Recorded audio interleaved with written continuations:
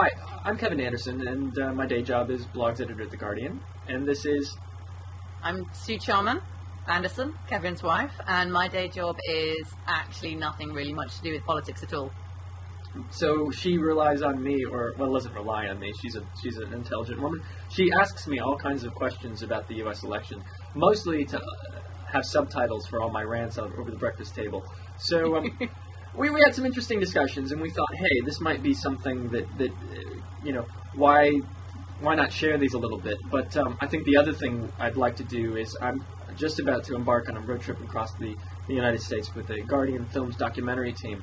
And I thought, well, hey, look, through the power of technology, you too can ask Dr. Stupid me questions about the elections and questions about where we're going. So we're going to try this, and this is not only Sue and I talking politics, but also an invitation to you, kind listener, viewer, internet citizen of the world, to join this discussion. So if you want to ask me questions about the elections, feel free and drop me some contact details, and let's hope we can figure it out. This is over the magic of Skype, so if you've got a Skype ID, that would be helpful. So Sue, you just finished watching the debates. Yeah. As somebody with only marginal interest in this, what do you think? So I watched the debate in full this morning, and frankly, it was a little bit soporific. I was kind of expecting something a little bit punchier. Not necessarily sort of stage managed and full of showmanship, but the moderator tried to get him. Weighty.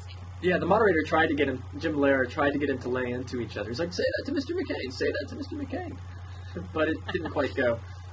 Well, I think this is actually my first impressions of it aren't really so much to do with the politics and the issues, but to do with McCain's attitude, because he didn't really seem to look at Obama. He didn't seem to acknowledge Obama. And if anything, he seemed quite dismissive. And if there's, one thing I think is quite important in a leader is that you may disagree with someone, but you shouldn't dismiss your opponents out of hand.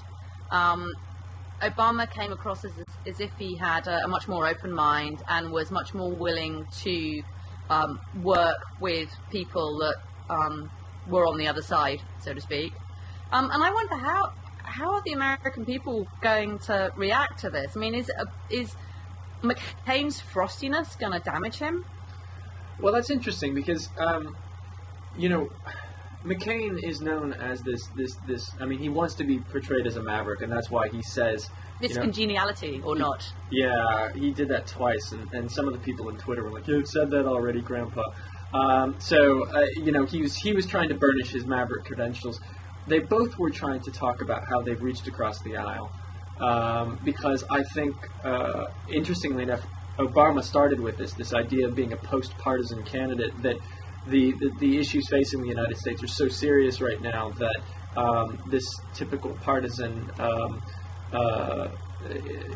battle is not going to really solve the issues of financial crisis, not really going to deal with Iraq and Afghanistan, and so that they need to reach across the aisle. I think the interesting thing about the two styles, and a lot of pundits who watched the debates brought this up, Obama seemed to be speaking to the people in the audience in Mississippi and the moderator, whereas McCain was just looking straight down the barrel of the camera and seemed to be talking to, the television audience. And it's a question as to how that's going to work. The pundits and not even ones that a lot of the pundits were either Democratic or Republican, so had a man in the game, so to speak. The criticisms of McCain were that he was kind of dismissive, fumbled a little bit in the start, and the criticisms of Obama were that he shook his head, because a lot of times what they have is a split screen camera, so you can watch what the other candidate's doing while the other guy's speaking, and Obama's just like, and so there were several times where commentators thought Obama was on the defensive. I think, though, that one of the things that annoyed me was the number of times that McCain said, well, you don't understand, or accused Obama of being naive. And after a while, that kind of started to wear thin a bit. It was like, look, yeah, okay, we realise that you think that Obama doesn't understand. Now just get on with talking about the issues. You know, that's interesting. You should take that away, because most of the pundits said that was a line that, you know, McCain was he was repeating for a reason. And you're right, he was trying to paint Obama as inexperienced, not only inexperienced, but one of his supporters, one of his surrogates, Lindsey Graham, who's a fellow senator, said on Fox News that, you know, he's naive to the point of being dangerous, Obama. And I thought that was Sarah Palin.